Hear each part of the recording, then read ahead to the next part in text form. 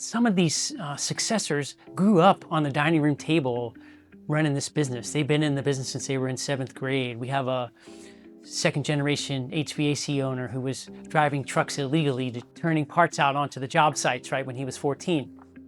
So the successor's perspective on this transition is radically different from the founder's perspective. It can be very tense. Sometimes the founders and the legacy leaders are very proud of what they built, but what they've built is not what needs to happen to get to the next level. And so there's some really tough change leadership that has to happen to get them on board with the next evolution. If the successors really want to put themselves in a position to competently take over from the founders, a couple of things are really important. Hey, they have to be bankable.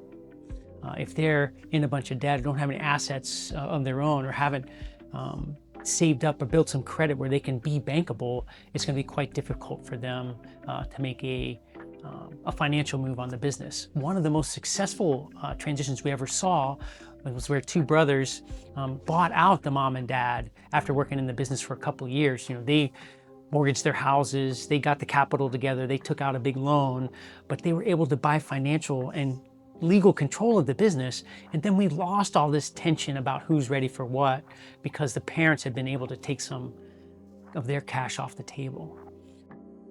For most of the founders, first generation founders of businesses, the business is their financial plan.